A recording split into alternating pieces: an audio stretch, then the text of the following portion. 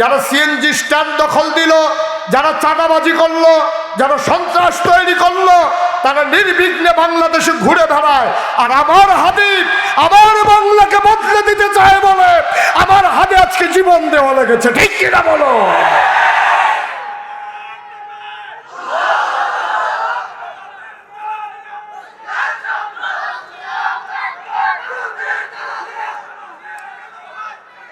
ঘরে ঘরে শরীফ উসমান হাদি তুমি তৈরি করে দাও। আয় আল্লাহ, আমাদের এই দেশপ্রেম আমাদের অন্তরে জাগিয়ে দাও, দ্বীনের প্রেম, ইসলামের প্রেম আমাদের অন্তরে জাগিয়ে দাও।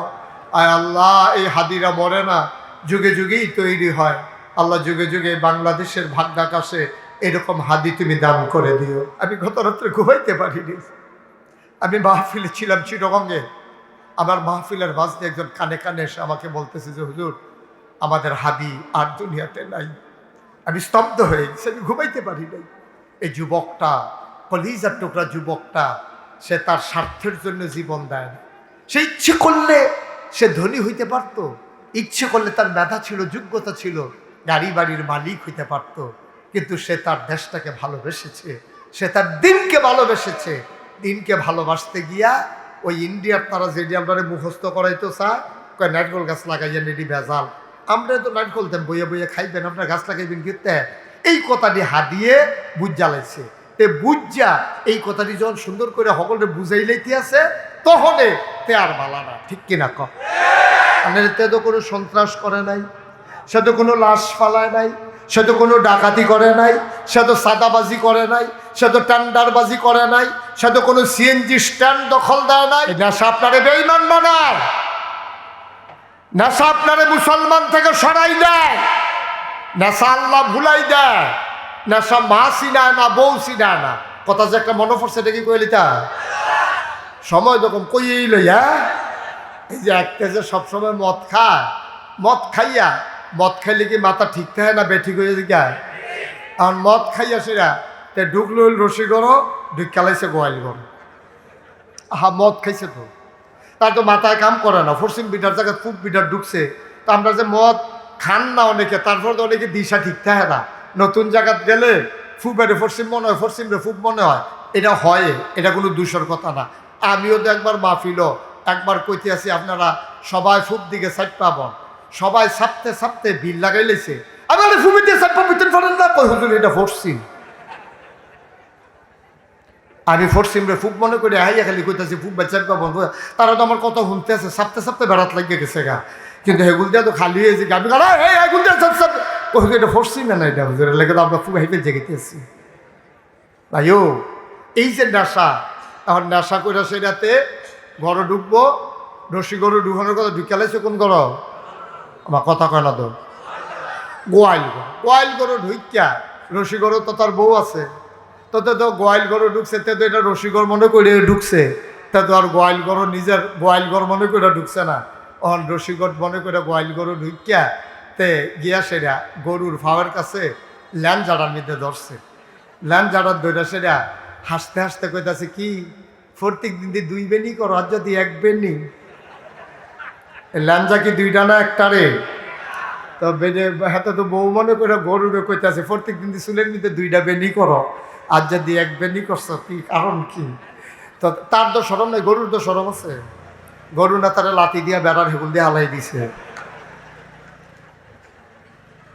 আব্বা কুদুর চিন্তা করে না, ও কলজার টুকরা যুবক, তোর আমার কলজা রে, তোরা আমার কলজা, তোরা যদি না থাকতি আমরা 17 বছরের এই ফ্যাসাদ, এই ফ্যাসিস্ট আমরা দূর করতে পারতাম না, ঠিক কিনা বলো?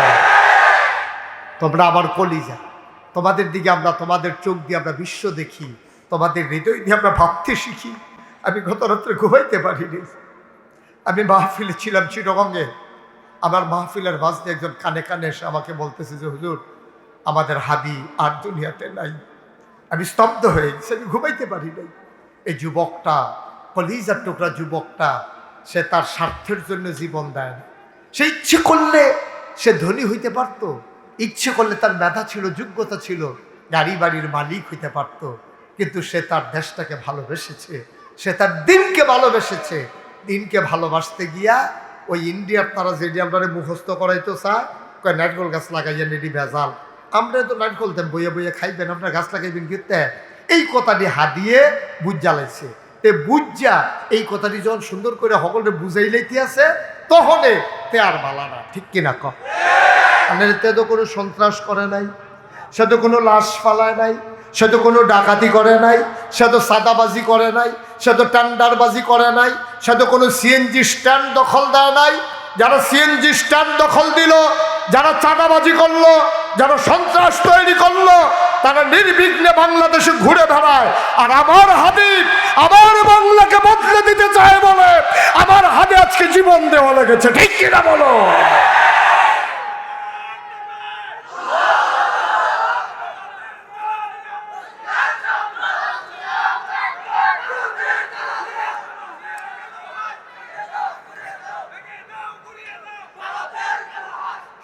সম্মানিত উপস্থিতি, সজাগ হতে হবে, সচেতন হতে হবে, এই শত্রু চিনতে হবে, বন্ধু চিনতে হবে। আমরা বলেছিলাম সব বদলানো যায়, লগের ঘর বদলান যায় না। আমার স্বাস্থ্য ভাই, আমার আপন ভাই, আমি কি ইচ্ছা করলে তারে পিঠা ছাড়া করতাম পারা? তা তো আমার ভাই।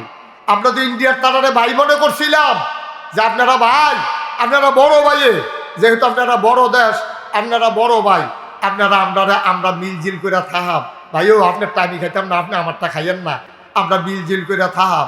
ওমা আমরা যতই মিল করতাম চাই, সকালবেলা উঠি, সকালবেলা ঘুম থেকে উঠি পত্রিকায় খুলে দেখি আমরা তাদেরকে ভাই বলে সম্মান দিলাম, আর আমার ফেলানির লাশ তারা কাঁটাতারের ভিতরে ঝুলিয়ে রেখেছে, ঠিক কিনা বলো? আমি ভাই মনে করলে লাভ হইব গীতা? এটা হলো দেখার বিষয়।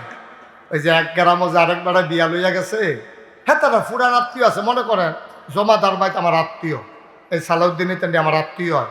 তো এই গ্রামও যদি আমার ফুতের লিগে বিয়া যায়, তা আমি সালাউদ্দিনকে জিজ্ঞেস, সালাউদ্দিন তোর ভাইয়ের লিগে একটা বিয়া গেছে, তারা মানুষ কির? সালাউদ্দিন আজিজা কার কথা জিগান? আমি বলছি তোমরা গ্রামের হেই বাড়িটা, তারাও আমরারে মানুষ কয় না, আমরাও তারারে মানুষ কই না। মানে কি মানুষ বালা না, এটার বুঝনের বাহি নাই। ওখানে আমরা যে তারারে মানুষ কই, আমরা যে তারার আঞ্জাই দেওয়া ধরতাম চাই ভাই কই, না হইলে আমার এই ফিটা দিয়া হ্যাঁ যখন গিয়ে চাষার ঘরে ঢুকিয়া জাগা পায়, এই চাষাই কি আমার বন্ধু না শত্রু? আমার এই ফিডিনটা মানে তোমার এখনো জায়গা পায় কেমনে? আমার দেশে যারা আজকে খুন করে তারা দৌড় দিয়ে বুঝতে করে ইন্ডিয়াকে ঢুকালায়, আমার দেশে যারা অন্যায় করে দৌড় দিয়ে গিয়ে ইন্ডিয়া ঢুকালায়, আর হ্যাঁ তারা ওকে আদর করে যত্ন করে রাহে। আমরা ওকে ব্যাহতার, আমরা কি এত ব্যাহতা? আমরা নইলে বুঝি না আর কি, আমরা কি ওকে এত বুঝি না? আপনাদের দূর বুঝার মতো ক্ষমতা আছে। সুতরাং আমার অনুরোধ, কলিজার টুকরা যুবক রে, তোরা আমি কলজা এটা করে না, আমার কাছে কলজার টুকরা যুবক, আমি তোরা কলজা দিয়া মায়া করি। এই কলজাটা যদি কাটটা দেখাইতাম পারতাম, দেখলো লাইনে খালি যুবক লেখা। কারণ আমি জানি এখন যৌবন যা, যুদ্ধে যাবার শ্রেষ্ঠ সময় তা। যৌবন ছাড়া কিছু করা যায় না, টেম্পার নাই। ওনারা যদি আমি কই দুলাভাই আপনি একটা দৌড় দেন, উনি কইব যে আপনি যান, আমি আইতে আসি। আর আমি যদি ফলাফেন্ডকে দৌড় দে, ফলাফেন্ডে কইব হুজুর আমরা যাইতে আসি, আপনি আইবেন, ঠিক কিনা কও? তাহলে আমার ছেলেরা যদি এখন একটু বুঝে যায়, আমার ছেলেরা যদি একটু সচেতন হয়ে যায়, আমার বাংলা সোনার বাংলা হয়ে যাবে। সুতরাং আমরা যেই নেশা, যেই মাদক আল্লাহ হারাম করেছেন, আরাম না হারাম? আমার কতক্ষণ আরাম না হারাম? যেই মাদক নেশা আল্লাহ হারাম করেছেন, এই হারামের কাছে আমরা যেহেতু কুত্তার গোশত খাই না, আমরা যেহেতু শুয়োরের গোশত খাই না, কেন? এগুলা হারাম। ঠিক মদ খাওয়া, গাঞ্জা খাওয়া, ফেন্সিডিল খাওয়া, ইয়াবা খাওয়া, এইগুলোও হারাম। এই হারামের কাছে আমার যুবকেরা যাবে না ইনশাআল্লাহ। সবাই করা আমিন। তাই বলছিলাম যে এই নেশার কারণে মানুষ ইমান হারা হয়ে যায়, আল্লাহ ভুলে যায়, মানুষ ইমান ভুলে যায়। সে যে মুসলমান এটা তার মনেই থাকে না, মা চিনে না, বউ চিনে না, কারবার। তো আরেকটা কথা তো মনে পড়ছে, এটাও কি কইলে তা ভাই, মদ খাইয়া তে লুড হয়ে গেছে, লুড হইয়া সেটা ঘরে গিয়া ঢুকছে, ঢুকিয়া সেটা তার কোনটা বউ, কোনটা মা, কোনটা জি, তার তো মাথায় কাম করে, তো মাদক নেশার কবলে ফেটে রয়েছে, গিয়া সেটা ঢুকিয়ে দেখে তার বউয়ের দেখে সেটা কইতাছে বোন গো কটা বাদ দিয়া লাগে, ও জিয়ারে দেখছে, জিয়ারে জিয়ারে গিয়া সেটা দেখে সেটা কইতাছে, বোন গো ফ্যানের ভিতরে প্রচন্ড খিদে দুলা বাদ দিয়া লাইয়া। ও জিয়ারে যখন বন্ডে খেলাইছে বাফে মাইয়া দিছে সিল্লার আম্মা, কই কি থাকো, কয় আব্বা আমার বন্ডে খেলাইছে। কয় ডাকে ওর কাছে কইচা বিয়ার উপযুক্ত মাইয়া বাফে জিয়ারে বন্ডাহে, এই কথা শুনলে এই বিয়ার দেওয়ার লাগতো না। দৌড়াইয়া এই বউয়ে আইসে ঘর, আইয়া সেরকম আপনার কত কইছি এটা এটা খাইয়ের লাগবে, মাইয়া ফান বড় হইতাছে এটা বিয়া দেওয়ার লাগবো, কেড়াই হুন্ডালাইছে কেইব আপনি দিতাইরে বন্ডিকা বিয়ে হইছে। এবার আইস দেয়া কয় মা গো মাথা ঠিক না।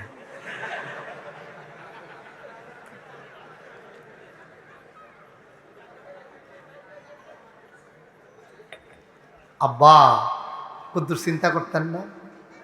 ও কলজার টুকরা যুবক, কদ্দুর চিন্তা করতি না?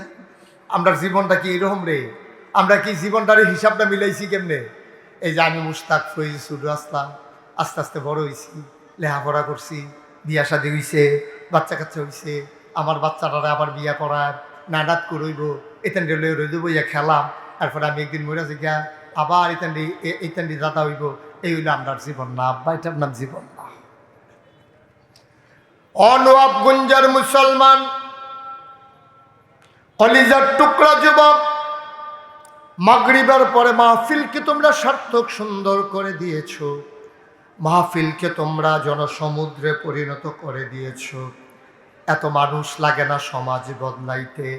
১৫০০ বছর আগে আমার নবীজি ৩১৩ জন সাহাবা নিয়া বদরের প্রান্তরে ১০০০ প্রশিক্ষিত সৈনিককে পরাধুস্ত করে পরাজয় দিয়ে যদি তারা ইসলামের লাল সূর্যটাকে ছিনিয়ে আনলো, কলেমা খচিত পতাকা পথ পথ করে উড়িয়ে দিল, তাইলে আমাদের দ্বারাও সম্ভব। এত মানুষ লাগে না আব্বা। আজকে সবাই মিলে কলিজার টুকরা যুবকেরা শপথ নাও, যেদিন গেছে একেবারেই গেছে, হেলায় হেলায় একটা সেকেন্ড সময় আমরা আর নষ্ট করতে চাই না। সবাই মিলে সুন্দরভাবে এই সমাজটারে আগাই নিতে চাই। এই সমাজ হবে সোনার সমাজ, ঠিক কিনা? এখন সমস্যা হলো, যারা মাদকের নেশায় পড়ে গেল, যারা মাদকাসক্ত হয়ে গেল, তারা কি শেষ হয়ে যাবে না ফিরে আসবে? এই ব্যাপারে আমি একটু পড়তেছিলাম, পরে পাইলাম নেশা ২ ধরনের হয়। একটা হলো গভীর নেশা, আরেকটা হলো হালকা নেশা। একেবারে খুব গভীর, আপনি তাকে রিহ্যাব সেন্টারে নিয়ে যেতে হবে। তাকে যেখানে আপনার ছেলে যদি এমন হয় যে সে মাদকের সাথে এমনভাবে জড়াই গেছে, সে ফেন্সিডিল ছাড়া থাকতে পারে না, নিজের শরীরের গুস্ত নিজে টাইনা ছিঁড়া ফেলায়, নিজের চুল নিজে টাইনা ছিঁড়া ফেলায়, তার অবশ্যই চিকিৎসা করতে হবে। আর যদি এমন না হয়, তাকে দিনই পরিবেশে তাকে বড় করতে হবে। মনে করেন দিনই পরিবেশ মানে কি? আপনার ছেলেটা নেশা করে, কোনো একজন বড় আলেম, আপনি তার কাছে বলবেন যে হুজুর আমার ছেলেটা তো নেশা করে, তার মায় কয়টা টেহা জমাইছে মুরসাল বিচ্ছা ডাক্তার দেখানোর লেগিয়া গ্যাস্ট্রিকের আলসার হইয়া গেছে, তো হেইটি চুরি করিয়া কোন বাইক বিলে এই গাঞ্জা বেছে, কোন বাইক বিলে এই ফেন্সিডিল বেছে, তো হ্যাঁ লগিয়া বইয়া থাকে হেই বাইক। হুজুর আপনি কুদুরা তারে লগে লগে রাখিয়া, তারে যদি কোনো বড় আলেম তাকে রাখতে রাজি হয়, তাইলে সে যদি বদলাইতে রাজি হয় যে হ্যাঁ আমি বদলাই যেতে চাই, তাহলে সম্ভব। তারে ভালো সঙ্গ দিলে, ভালো পরামর্শ দিলে সে বদলে যেতে পারে। এই ক্ষেত্রে সবচেয়ে বড় দায়িত্ব হলো মা, বাবা, ভাই, বোন, এই 4 জন কোনো মাদকাসক্ত ছেলেকে নার্সিং করতে হবে। 24টা ঘন্টা তাকে আপনার নজরে নজরে রাখতে হবে, সে কই যায়, কার সাথে মিশে। মাগরিবের টাইম হইলেতে ঘরতে বাড়ি গিয়া একেবারে এই ফেয়ার অ্যান্ড লাভলি দিয়া জিন্সের প্যান্ট পিন্দা সাজ্জা সুজ্জাতে বার হয়। যখন দেখবেন যে রাতের 3টার সময় পর্যন্ত ঘুমায় না, তা আমিও তো 3টা পর্যন্ত ঘুমাই না। আজ যত ঘুমাইছি সকাল 5:30। এটা আমার মতো তে যদি ওয়াশ করে না ঘুমায় তততে আরও ভালো হয় না। আবার হুদুদি তেই বইয়া থাকে, তে আডে, তে উডে, তে মোবাইল চালায়, রাতের 3টা বাজে, আপনার ঘুম শেষ, আপনি ঘুমের তো উঠছেন নামাজ পড়তে, উঠটা দেখেন তে ওখানে ঘুমাইছে না, বুঝবেন যে কুসকুস কালা হয়। নমুনা খারাপ, নমুনাটা বেশি সুবিধার না। এই জন্য উঠতি বয়সের বাচ্চাদেরকে, ছেলে হোক মেয়ে হোক, কয়েকটা কথা বলি, খুব মন দিয়ে শুনে। 1 নম্বরে, আলাদা রুমে থাকতে দেওয়া যাবে না। আলাদা কোনো রুমে থাকতে দেওয়া যাবে না। 1 নম্বর কাজ হলো আপনি আলাদা কোনো রুমে থাকতে দেবেন না। যদি হ্যাঁ, বাচ্চাটা আপনার ছেলে 15-16 বছর বয়স, তারে যদি আলাদা রুম দেন, কিন্তু দরজা বন্ধ করে সে ঘুমাইতে পারবে না।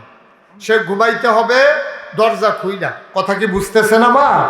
যে আমাদের মাঝে বাংলাদেশ জামাত ইসলামী কর্তৃক মনোনীত এই দেবিদ্বারে যিনি সংসদ সদস্য প্রার্থী সামনে, আমাদের সাইফুল ইসলাম শহীদ ভাই, তিনি আমাদের মাঝে এসে হাজির হয়েছেন। বলেন আলহামদুলিল্লাহ। তিনি আপনাদের কাছে একটু দোয়া নেবে, আমি সুযোগ করে দেবো ইনশাআল্লাহ। আমরা এই বাচ্চা, এই বসো। ওমা কি ধরে বুঝছে না। মোবাইলটা বন্ধ কর, লাইটটা বন্ধ করো। ওই যে কথাটা কইতাম ইসলাম, আপনার বয়স, আপনার ছেলের বয়স 15-16 বছর, তাই যদি আলাদা রুমে হুকতে চায় তো ঘুমাও, কিন্তু সাবধান, রাতের বেলা দরজা বন্ধ করে ঘুমাইতে পারবে না। এটা আপনি দেবেন না, নট অ্যালাউ। রাতের বেলা 15-16 বছরের ছেলে যারা অথবা মেয়ে, তাদেরকে দরজা বন্ধ করে ঘুমাইতে দেওয়া যাবে না। সে দরজা খুলে ঘুমাবে। পাশের রুমে তার আব্বা আছে, যে কোনো সময় তার রুমে ঢুকবো, ফুতের রুমে বাফে ঢুকবো, তো দরজা বন্ধ করে ঘুমাইতে গেলে তৈলে যেহেতু দরজা বন্ধ করে, তৈলে বুঝা গেল তার কোনো না কোনো একটা মতলব আছে। নাহলে তো দরজা বন্ধ করে নিচে আছে, ঘর দেখতে মেন দরজা তো আমরা বন্ধ করে রয়েছি, তুই ভিতরটা আবার বন্ধ করে স্ক্রিপ্ট তুই, এটা করতে দেওয়া যাবে না। ছেলে হোক মেয়ে হোক, বন্ধ করতে দেওয়া যাবে না। 2 নম্বরে, মাদক থেকে যদি এই সমাজকে ফিরিয়ে আনতে হয়, 2 নম্বরে যেই কাজ, এই কাজটা হলো একাকী সন্ধ্যার পরে অথবা দিনে একা একা দীর্ঘ সময় আপনার বাচ্চাকে ঘরের বাইরে রাখা যাবে না। ছেলে সহালে বাড়িছে, দুপুরে খাওয়ানোর খবর নাই, একবারে মাগরিবের পরেও আইসা না, তো রাতের 12টার সময় আইসে, সারাদিন আসিল কো, খাইছে কো, আপনি খবর লন না। তে কইছে যে বন্ধু বান্ধবের লোকে খাইয়া লাইছি না, আমার ঘরও রান্না হইছে, তার মায় রাঁধছে, তে বাইরে খাইতো গেলে। এই জিনিসগুলো আমরা যখন খামখেয়ালি করবেন, তখনই বুঝবেন যে সমস্যা, নিদারুণ সমস্যা শুরু হয়ে গেছে। 1 নম্বরে আলাদা রুমে থাকতে দেওয়া যাবে না। 2 নম্বরে দীর্ঘ সময় আব্বা আম্মার কাছ থেকে 15-16 বছর বয়সের বাচ্চাদেরকে, যে টিন বয়সটা, টিনেজ কয় যে টিন বয়স, 3 কোয়ান থেকে শুরু হয়, 13 থেকে 12-এর পরে হলো 13, 14, 15, 16, 17, 18, 19, তারপরে কি 20। এই যে টিন 13 থেকে 19, এই বয়সটা হলো সবচেয়ে ডেঞ্জার। এই টিন লাস্টে দিয়া যে দিনিতে টিন আছে ইংরেজিতে 13, 12-এর ভিতরে কি টিন আছে? হ্যাঁ বাড়া চাই আমি সকাল লাগাইতাম, ফলে ভালো আসিল টিন। এই 12-এর ভিতরে টিন আছে রে, টিন আছে 13-এর ভিতরে, 13-র ভিতরে টিন আছে, 19-এর ভিতরে টিন আছে, 20-এর ভিতরে আবার টিন নাই। এই টিনেজ কয় যে টিনেজ বয়, টিনেজ বা এ গার্ল, মানে কি ওই 13 থেকে 19 এই বয়সটারে কয় টিনেজ। এই টিন এজ যেটা, এই বয়সের বাচ্চারা ডেঞ্জারাস হয়, কারণ তখন তাদের ভালো মন্দ বুঝার ক্ষমতা থাকে না, তারা ভালো বুঝে না, মন্দ বুঝে না। এই জন্য তাদেরকে সময় দিতে হবে, তাদেরকে বন্ধু বানাই ফেলতে হবে। আপনি মা, মহিলারা যারা আমার কথা শুনতেছেন, আপনি মা, আপনি আপনার মেয়েকে বান্ধবী বানাবেন। মেয়েটা যেন স্কুল থেকে আইসা বলে, আম্মা আজকে যে আমি স্কুলে গেছিলাম, একটা ফলায় আমার একটা সিডি দিতে কইছিল, যে তুমি এটা পড়ো, আমি আনছি না। তাহলে মাই কি করতে পারবো, বুঝে কইতেছি গো এটি খুব খারাপ, এটা করে তোর বাহের বদনাম হইব, তোর বাহে মসজিদ কমিটির সভাপতি, এইতে সিডি দিব, দিয়া সেটা তাইতে কইব আইটা, আমি তার কাছে সিডি দিছি, তাই আমার সিডি গ্রহণ করছে, এরপরে বিয়ার প্রস্তাব আইব, এরপরে কইব তোর লোকের সম্পর্ক আছে। আম্মা আমি তো দেখতামও পারি না, হ্যাপলাই কোথায় কাম হইতো না। এই যে কথাটি মার কাছে বাচ্চায় কইতে পারবো, কইতে পারলে তখন মায় ভালো পরামর্শ দিতে পারবো। এমনে এমনে এমনে এমনে আমাদের এই টিনেজ বয়সটা, এই যে 13 থেকে 19, এই সময়টা আমরা পাহারা দিয়ে রাখা লাগবে। আজকে এই সময়টাই ডেস্ট্রয় হচ্ছে আমার জাতি। যেই বাচ্চাগুলা আব্বা আম্মার কাজ, হাতের কাজ নেওয়ার কথা, এখন এটি নাক ডাইকা ঘুমায় ফজর পর্যন্ত, সকলে ঘুমেতে উঠে তে যায় ঘুমাইতো, গজব করে দিস। ওই পরিকল্পিতভাবে আমার তিন পার্শ্বে ভারত থাকার কারণে সমস্ত মাদক বর্মা রুটে এবং ইন্ডিয়ান বিভিন্ন রুটে আমার বাংলাদেশে ঢুকতেছে। এইগুলা ঢুইকা পরিকল্পিতভাবে আমার যুব সমাজকে আজকে শেষ করে দিচ্ছে। মুসলমান, এবার আসল কথায় আসো। শেষ কথা যেটা, আল্লাহ তাবারক ওয়া তাআলা কেমন করে মানুষকে ভালো বানাইতে চান, আমি তো আমার মতো করে আপনাদেরকে কিছু পরামর্শ দিলাম। কোরআনুল কারীমে 21 পারা একটা সূরা আছে, সূরাটার নাম সূরা আহজাব, 73টা আয়াত, 9টা রুকু। আল্লাহ কয়, ইয়া আইয়ুহান নবী, হে নবী, আত্তাকিল্লাহ, আপনি ভয় পাবেন শুধুমাত্র, কেবলমাত্র, একমাত্র আমার আল্লাহকে। বলেন সুবহানাল্লাহ। সব একটু কথা কইয়া, আমরা ভয় পাবো কারে? জোরে করে একটু কারে? আল্লাহ। এই ভাই, এই যে ভাই, এদিকে তাকাই থাকেন, আমিন কর। আহা, জোরে কর। আমরা যদি ভালো মানুষ হইতে চান, এই মাদক, এই নেশা, এই সন্ত্রাস, এই জুচ্চুর, এই লুটতরাজ, রাহাজানি, পরের ধন নষ্ট, হিংসা বিদ্বেষ, সব কিছু থেকে একটা প্র্যাকটিসিং মুসলিম, পারফেক্ট ইমানদার যদি হতে চায়, তাইলে আল্লাহ ১৫০০ বছর আগে নবীজিরে ডাক দিয়া গেছে, ইয়া আইয়ুহান নবী, ও নবী, আপনি যে সোনার মানুষ বানাইবেন কি দিয়া? তাকিল্লাহ, বানাইবেন আল্লাহর ভয় দিয়া। ভয় কি জিনিস? আল্লাহ নবী আবার কয়, তাকওয়া হা হুনা, আর তাকওয়া হা হুনা, আর তাকওয়া হা হুনা। এই আমার উম্মত, এই ভয় থাকে এই জায়গাটাতে, এই কলজারার ভিতরে আল্লাহর ভয় থাকে। আল্লাহ দেখেন কি, আল্লাহ একবারও কয় না ফির সাবরে ডরাইও, একবারে কয় না নেতারে ডরাইও, একবারও কয় না আম্মারে ডরাইও, একবারও কয় না আব্বারে ডরাইও, কয় ডরাইও আল্লাহ। কেন কয়? এই কারণে কয় যে আপনি ফির সাবরে যদি ডরাইতেন, কয় তো ফির সাব নাগাইশের ফির সাব আইয়া পড়ছে এখন ফতেহাবাদ নবাবগঞ্জ, এখন নবাবগঞ্জ আইয়া পড়ছে নাগাইশের ফির সাবে। এখন আবার মুরিদ মনে করেন আছেন এই নাগাইশ, তা আমারে ডরাইতো কইলে তো হেবারে তো জানছে আমি এখনো আছি, তো হেবারে আমার ডরানোর দরকার, আমি গেলে আমার ডরাইতো, আমি এখনো হেবারে যা মন্ডায় ধরে তা করতে পারবো, আমি তো আর দেখতাম না। আপনি গেছেন ঢাকা, বাইরে হয়েছে ফতেহাবাদ, কুটনা, নবাবগঞ্জ, এখন আপনার আল্লাহ কইছে তোমার মারে ডরাইও। ডরাইয়া লাভ কি? আপনি তো ঢাকা, মাই হইলো বাইক, তো মাই তো আর দেখে না, কইছে নেতারে ডরাইও। নেতাই রয়েছে ঢাকা, কর্মী রয়েছে কুমিল্লা, তো ডরাইয়া লাভ কি? এর লেগা আল্লাহ কয়, না না না না না না, ফির সাব না, লাট সাব না, নেতা না, মন্ত্রী না, এমপি না, কাউরে না ডরাইবা, কেবলমাত্র, শুধুমাত্র, একমাত্র আল্লাহরে। কারণ তুমি নিকষকালো অন্ধকার রাতে, গভীর রাতে তুমি যদি লুকাইয়া লুকাইয়া একটা গোনা করো, কেউ দেখুক আর না দেখুক, আমার আল্লাহ দেখার বাকি থাকে না, ঠিক কিনা? মাহফিল হইলে হলো তুমি চাইয়া দিছ, হ্যাঁ তো ঘুরে আমিন ক ভাইও। তাইলে আপনি সোনার মানুষ হবেন, সোনার মানুষ হয়ে যাবে আপনি আল্লাহরে ডরান। এইরকম ডর কারা ডরাইছে? হযরত উমর, তিনি যখন ক্ষমতায় আরোহণ করলেন, তিনি বললেন আমার দেশে এমনি তো মাদক হারাম, আর যদি ধরতাম পারি টের পাইব। উমরের মতো মানুষ যারে পর্যন্ত শোনান, উমরের মতো মানুষ, যেই মানুষটা এখন আমরা দেশের সুট্টা সেটটা ভাত খাইতো না লইলে কিতা করে, এই যে মনে করেন জালালের বাচ্চা ভাত খায় না, তো জালালের বউয়ে ডর দেখায়, বাগাইয়ে বাগাইয়ে, ইন্দুরাইয়ে ইন্দুরাইয়ে, নানান টান কইয়া কইয়া ডর দেখা না। আর মদিনার মানুষগুলা বাচ্চারা যখন দুষ্টামি করতো, না খাইতো, তখন তাদেরকে ভয় দেখাইতে, উমরাইয়ে উমরাইয়ে, সুবহানাল্লাহ কইতেন না? আপনি আবার বুঝছেন উমরের উজর।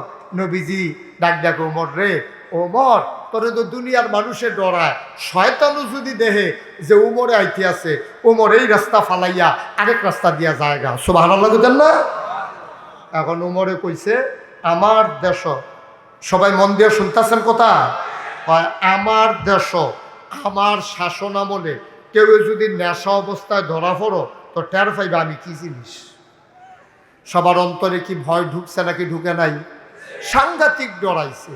এক বেড়ায় এমন নেশা, তে নেশা না করলে তে বাঁচত না। তে করছে কি, মদের বোতল চাদর গাও দিয়া মদের বোতল বগলের নিচে লইয়া আটা শুরু করছে পাহাড়ের দিকে। আল্লাহ আল্লাহ কইরা পাহাড়ের ভিতরতে খাইয়া হ্যাঁ তে নেশা টেশা কাটতে চললে কাম লাগলে আর পরে বাইতা এই এই এই আল্লাহর খেলা তো। তে যখন মদের বোতলে আটতে আছে, শরীরটা কাঁপতে আছে, যদি ধরা পড়ি রে তইলে তো সব আজ মাইরেই লেবা আমার উমরে, তার ফাইলে আমার শেষ। এই কথা চিন্তা করে করে আগাইতেছে। আল্লাহর কি কুদরত, কয় কদম গিয়া দেহে উমর সামনে পড়ছে।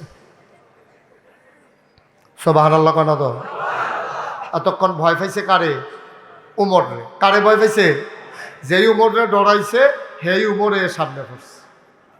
এখন শরীরটা তার বেড়াইতের মতো করেছে না, শরীরটা কাপ দিয়া লাইছে, নাইয়াটা গাড়িয়া শিখা দিয়া লাইছে তার। অহন কি তা কর? সাদ্দরের তলে তো মদের বোতল। এখন কি কর? আজকে তো নিশ্চিত ধরা, কোনো সুযোগ নেই।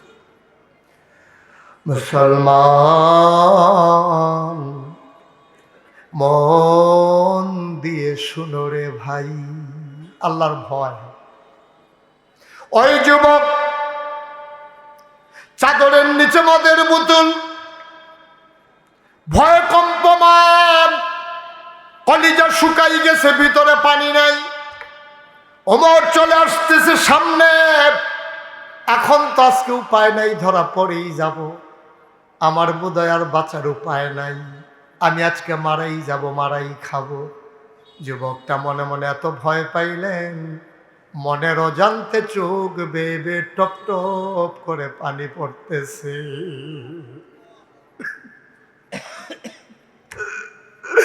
যুবক বলে বলে আল্লাহ, ও আল্লাহ, সব শক্তি যেখানে শেষ, তোমার শক্তি সেখানে শুরু। আমি খালেস অন্তরে বিশ্বাস করো, আমি তোমার সাক্ষী রাইখা ওয়াদা করতেছি, তুমি যদি আমারে আজকে বাঁচাই দাও, তুমি তো পারো। ওয়াল্লাযীনা জাহাদু ফীনা লানাহদিয়ান্নাহুম সুবুলানা ইন্নাল্লাহা লামাআল মুহসিনিন। যারা আল্লাহর পথে চলতে চায়, আল্লাহ নাকি বান্দার জন্য সবগুলো রাস্তা সহজ করে দেয়। মাওলা ও রাব্বা কারীম, আমি তোমার পথে চলতে চাই, আমি একটু বিপদে চলে গেছিলাম, আমি একটু ধরা খাইয়া গেলাম, মাওলা রাব্বা কারীম তোমার কুদরতি পায়ে ধরে ভিক্ষা চাই। আমি জীবনে আর এই কাম করব না, আমি জীবনে এই কাম করব না। আমারে তুমি আজকের মতো বাঁচাই দাও, আমারে তুমি বাঁচাই দাও। আমি আর জীবনে মদের কাছেও যাব না, খাবো তো দূরের কথা, ফিরেও তাকাবো না। আল্লাহ, ও আল্লাহ, তুমি তো পারো, তুমি ছাড়া কে আছে আমার? তুমি না বলছো উদউনি আস্তাজিব লাকুম, বান্দা তুই ডাক দে, ডাকটা দিতে দেরি, আমি আল্লাহ জবাব দিতে দেরি করি না। আমি না তোমারে ডাকতেছি, তোমার কি মায়া লাগে না?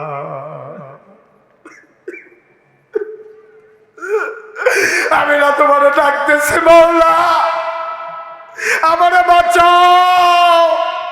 উমর সামনে পড়ে গেছে, উমরের হাত থেকে বাঁচার কোনো উপায় নাই, গাল বেয়ে টপ টপ করে পানি পড়ে। আল্লাহ পারে নাকি পারে না? বাঁচাইতে আল্লাহর যদি মন চায়, পারে নাকি পারে না? কান্নাটা আল্লাহর কাছে এত পছন্দ হয়েছে, আল্লাহ এত পছন্দ করলেন, চোখের পানি তার টপ টপ করে পড়তেছে। আল্লাহ তার মনের ভিতরে একটা বুদ্ধি দিয়া দিলেন। আবার উমরও সামনে চলে আসছেন। উমর ডাক ডাক, এই অবেলায় পাহাড়ের দিকে একা একা কেন হাঁটতেছ? চাদর কেন গায়ে দিয়া রাখছো? সুবহানাল্লাহ বলুন না। আবার লোকটা কয়, এমনি একটু আসছিলাম, কয় চাদর খুলো দেখি। চাদর খুলো, চাদরের নিচে কি? আবার যুবকটা ডাক দেয়া কয়, ইয়া আমিরাল মুমিনিন, ইয়া খালিফাতাল মুসলিমিন, ওমর, চাদরের ভিতরে একটা বোতল আছে, বোতলের ভিতরে একটু দুধ আছে, আমি একটু দুধ নিয়ে যাচ্ছিলাম। কয় দেখি খুলো চাদর। চাদর খোলা হলো, দেখি বোতল। ওমর বোতল নিয়ে নিলেন, নাকের কাছে নিয়ে তিনি টের পাইলেন মদের কোনো গন্ধ নাই। তিনি বুঝে নিলেন দুধ। যিনি সেকেন্ডের ভিতরে বোতলের মদকে দুধ বানাই দিলেন তিনি কে? আজকে তুমি নিয়ত করো যুবক, ও কলজার টুকরা যুবক, তুই তো মা ছিলস না, তোর মা তোর জন্য কি না করছে ক?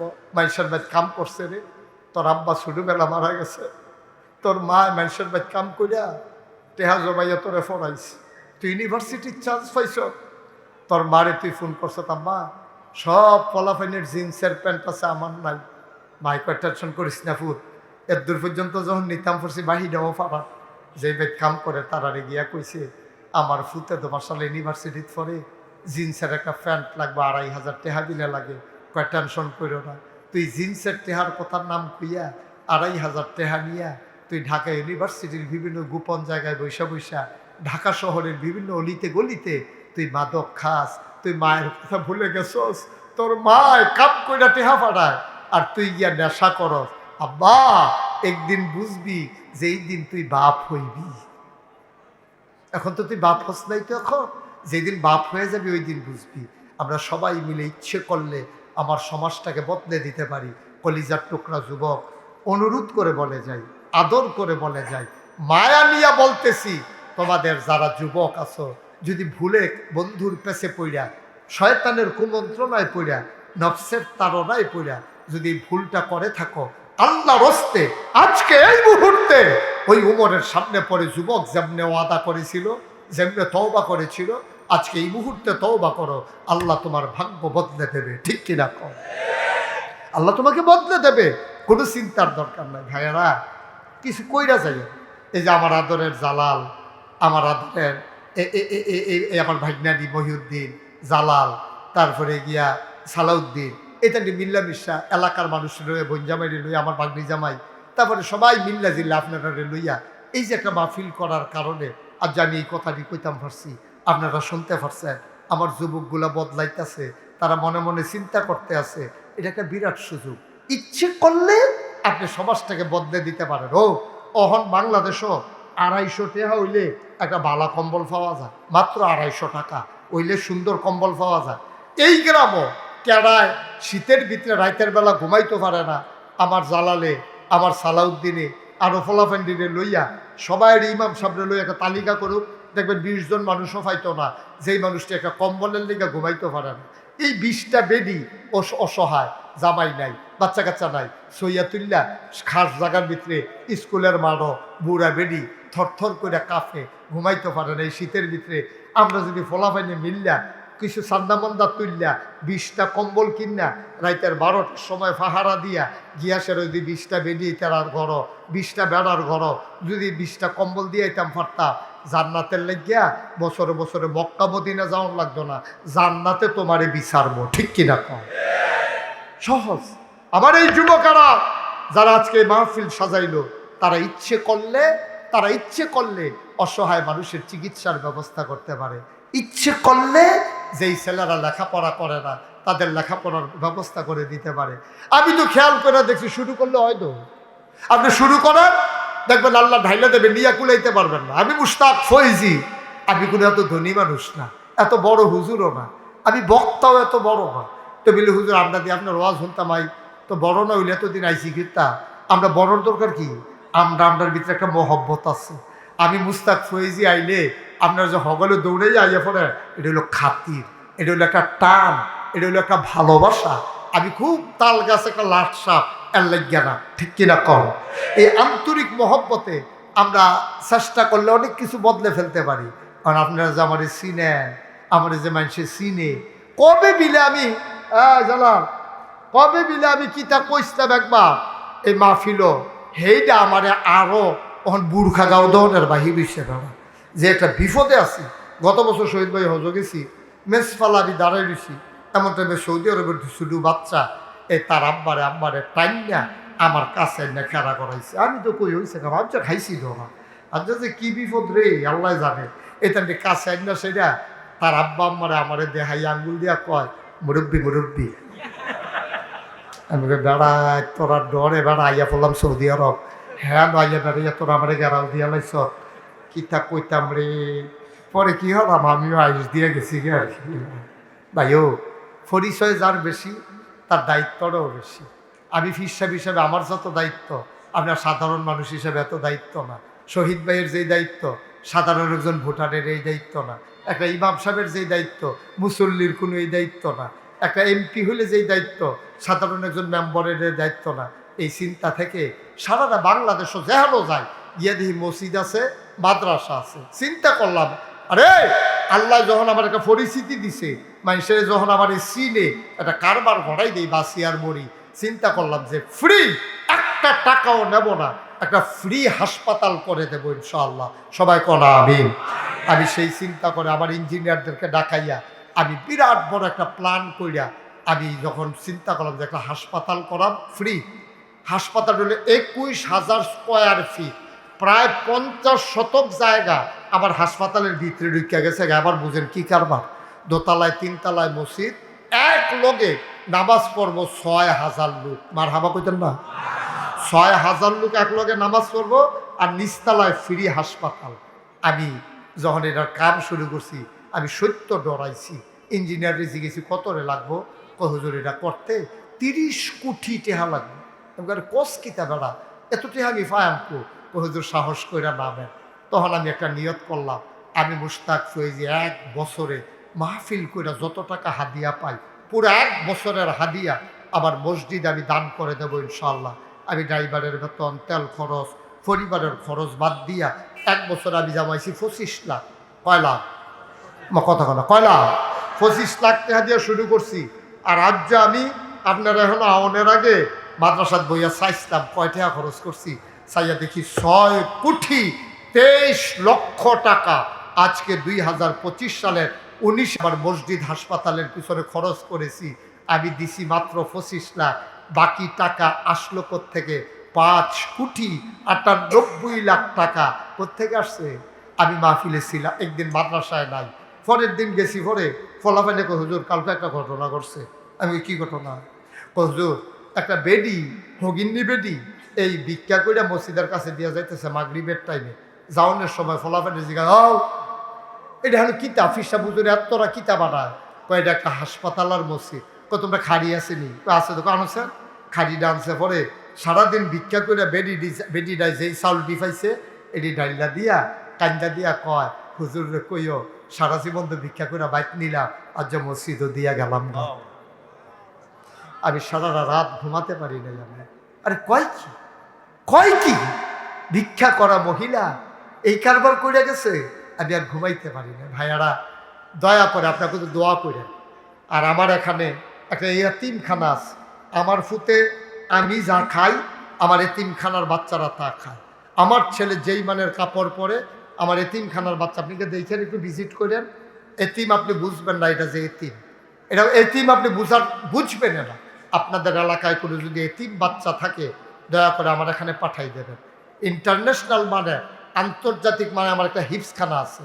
কেউ যদি মনে করেন আপনি বিদেশ থাকেন, আপনি আপনার বাচ্চাটাকে নিশ্চিন্তে দিতে চান, তাহলে আমার 4 তলা বিল্ডিং, নিচতলায় গেট, গেটের ভিতরে তালা, তালার সামনে দারোয়ান, বের হওয়ার কোনো সুযোগ নেই। নিশ্চিন্তে সে পড়বে, 18 একর জায়গা, বিকালবেলা সে খেলবে আনন্দের সাথে।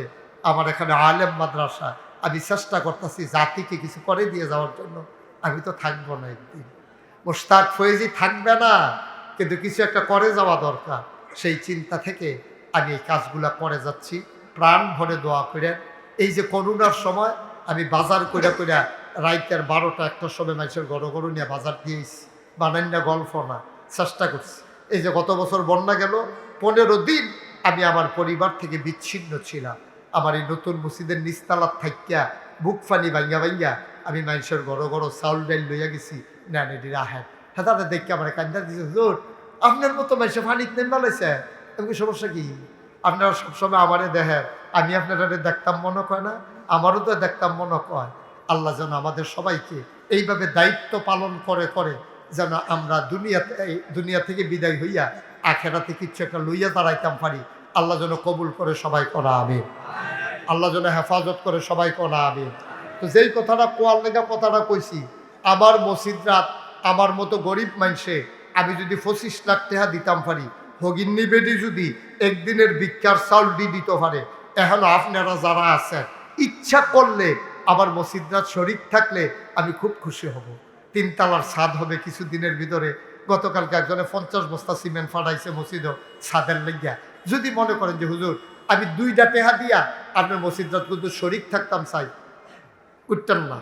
আমি কয় ছেলে এই জাকাত বেশি আদর ফাইয়া লইছে, ওই যে কইছে যে আদর করি মনে করছে ধমক দিতাম না। আমি যে ধমক ফারি তুই এই খবর জানোচ্ছা, তুই মারহাবা কর। একটা লোকও দয়া করে উঠতেন না। হ্যাঁ, আমার মসজিদরা আমার একটা আবদার, 2টা টেহা হইলেও দিবেন। এখানে যারা আছে না করে ছোট বাচ্চারা বুট খাইতে আনছ, হ্যাঁ তো 2 টেহা দিবা। তো কইতাম ফারা যে আমি মসজিদে 2 টেহা দিয়া শরীর হয়েছি, অন্য কিচ্ছু না। আপনি না দিলেও মসজিদ হইব, দিলেও মসজিদ হইব, কিন্তু আপনার শরীক হওয়া এটা একটা তাকদীরের ব্যাপার, নসিবের ব্যাপার। এত বড় আয়োজন, আমরা সবাই মিলে শরীক হব ইনশাআল্লাহ। আমার ছেলেরা আসবে। হ্যাঁ, আপনারা জায়গায় বসা থাকেন, একটা লোক উঠেন না। আমি মুখতাসার আপনাদেরকে নিয়ে একটু দোয়া করবো। এই তোমরা যাও, ছেলেরা যাও, ইউটিউবাররা যারা আছো ভিতরে যাও দ্রুত। এই 1 মিনিটের ভিতরে তাড়াতাড়ি যারা দিতেন চান বিসমিল্লাহ কইয়া লোনো। একজনও খালি দিয়েন না। হ্যাঁ, 2টা টেহা হইলেও দিয়ে 1000 টাকা দেউন। এখন কয়েকশো লোক আছে, 1000 টাকা দিলে মরতেন না। 100 জনে 1000 টাকা করে দিলে 1 লাখ টাকা হয়। আপনি গরিব হইতেন না, মরতেনও না। আল্লাহ যেন কবুল করে, আমরা প্রাণ ভরে দোয়া করবো। মাশাআল্লাহ। বাইনা খেপা গেছে তে মনে করছে মামুয়ে মসজিদ করে আমি আর বইয়া থেকে লাভ কি। মাশাআল্লাহ, আমার ভাগিনা 1000 টাকা নগদ দিছে। আল্লাহ তুমি তারে কবুল করো। সবাই কোনা আমিন। সবাই ঢুকছো, ওই দিক দিয়ে 2-1 জনকে সাহায্য করো। এই যে এই ভাই যেমন দায়িত্ব নিয়ে করতেছে, ওই দিক দিয়ে একটু দায়িত্ব। ওই মাশাআল্লাহ, আমার মামুয়ে জালাল মামুনিও শরীফ মামুয়ে দিছে 500 টাকা। জালাল মামু কো আছে? সালাউদ্দিন মামুয়ে তো ডাহা থেকে লাভ কি, আপনি বাইকে ইয়া করেন। আমরা এবার বাইক থেকে 500 দেন, আপনি ডাহা থেকেও 500 দেন। আপনার খবর আছে মামু? আচ্ছা, আল্লাহ দিব। শরীরটা হন দিয়া বড় কথা। আমার খুব আদরের মামু ক্যাড়ায়, মামু ক্যাড়া বাইক আমরা ধরতাম পারি না। যে আগে ডাক দিতে পারে, যে আগে কইতে পারে তে মামু, অসুবিধা নেই। তো আপনারা কেউ উঠেন না। এটা কি হলো? এই সাদর কি হলো? তোমার কইছি উঠতা কথা, আমি কইলে না উঠবে, এর আগে উঠে ঘুরতা। যারা পারেন একটু শরীর থাকেন। এই ফাঁকে বাইকটা দেন, এই ফাঁকে আমাদের সামনে কথা বলতেছেন, আপনাদের সাথে সালাম বিনিময় করবেন। শুধু একটু সালাম দেবেন। হ্যাঁ, ও শুধু ইয়ারা খুললা দেন না, শুধু ইয়ারা খুললা দেন। আমাদের সামনে সালাম দিচ্ছেন, আপনাদেরকে শুভেচ্ছা বিনিময় করছেন আমার প্রিয় ভাই, আমার দিনী ভাই জনাব। শুনেন, আগামী জানুয়ারি মাসের 16 তারিখ, জানুয়ারি মাসের 16 তারিখ নাগাইশ দরবারের বাৎসরিক মাহফিল। আমি সবাইকে দাওয়াত দিলাম, সবাই যাবেন ইনশাল্লাহ। এই জানুয়ারি মাসের কয় তারিখ? 16 তারিখ। সবাই যাবেন ইনশাল্লাহ, সবাইকে দাওয়াত। তো আমরা এরপরে আমার খুব আদরের ধন, কলিজার টুকরা, আমার ভাগ্নি জামাই, হ্যাঁ নাতিন জামাই নাকি, নাতিন জামাই হেফজুর রহমান নাইম ইনশাল্লাহ আসার পরে আলোচনা করবে। তারপরে সারা জাগানো বক্তা আল্লামা তারেক মানোয়ার, উনি ইনশাল্লাহ কথা বলবেন। সবাই একবারে যাইয়েন না, উজু টুজু করে নামাজ পড়ে আবার আইয়া পড়েন। হ্যাঁ, কেউ একবারে যাইয়েন না। 2 জন ভালো ভালো সুন্দর বক্তা আছেন, আপনার কথা শুনবেন। আল্লাহুম্মা আমিন। আল্লাহ এই মাহফিলটাকে তুমি কবুল করো। আল্লাহ সবার মনের আশা তুমি পূরণ করে দাও, যার যত অভাব আছে দূর করে দাও। আল্লাহ শরীফ উসমান বিন হাদিকে তুমি কবুল করো। আল্লাহ তুমি তার কবুল করো। আল্লাহ তার জীবনের গুনাহগুলো মাফ করে দাও। তুমি ঘরে ঘরে শরীফ উসমান হাদি তুমি তৈরি করে দাও। আর আল্লাহ আমাদের এই দেশপ্রেম আমাদের অন্তরে জাগিয়ে দাও। দিনের প্রেম, ইসলামের প্রেম আমাদের অন্তরে জাগিয়ে দাও। আয় আল্লাহ, এই হাদিরা মরে না, যুগে যুগেই তৈরি হয়। আল্লাহ যুগে যুগে বাংলাদেশের ভাগ্যাকাশে এরকম হাদি তুমি দান করে দিও। আয় আল্লাহ, এই মাহফিলটাকে তুমি কবুল করো। আল্লাহ এই মাহফিলের যিনি সবসময় সভাপতি থাকতেন হুজুর, গত বছর আমি ওয়াজ করে গেলাম, কয় যে মামা আপনিও চলে গেলেন, উনিও দুনিয়া থেকে বিদায় হয়ে গেল পরের দিন। আয় আল্লাহ, ওনার কবরটাকে জান্নাতের টুকরা বানিয়ে দাও। আরও যারা এই এলাকার কবর, সবার কবরগুলোকে জান্নাতের টুকরা বানিয়ে দাও। আল্লাহ আমাদের সবাইকে দিনের খাদেম হিসাবে কবুল করো। আয় আল্লাহ, দিনের খাদেম হিসাবে আমাদেরকে কবুল করো। আল্লাহ আল্লাহ তুমি দিনের খাদেম হিসাবে কবুল করো। আয় আল্লাহ, আমার এই দেশটাকে তুমি হেফাজত করো, এই দেশের স্বাধীনতা সার্বভৌমত্ব তুমি রক্ষা করো আল্লাহ। মুসলমানের দেশে তুমি দিন কায়েম করে দাও। আমার প্রিয় শহীদ ভাই এই দেবিদ্বারের মাটির মানুষের সাথে যেভাবে মিশে আছে, আয় আল্লাহ খাদেম হিসেবে তুমি গোলামকে কবুল করো আল্লাহ। ইয়া রাব্বাল আলামিন, তোমার গোলামি করে যাওয়ার তৌফিক দান করে দাও। আয় আল্লাহ তাআলা, মাওলা রাব্বে কারিম, মাহফিলটাকে তুমি ইন্তেজাম বিল খায়ের করো। আগামীকালকেও মাহফিল চলবে, অনেক বড় বড় উলামায়ে কেরাম আসবেন, আমাদের সবাইকে আসার তৌফিক দান করে দাও। আমিন আমিন আমিন ইয়া রাব্বাল আলামিন বিহাক্কি কলমে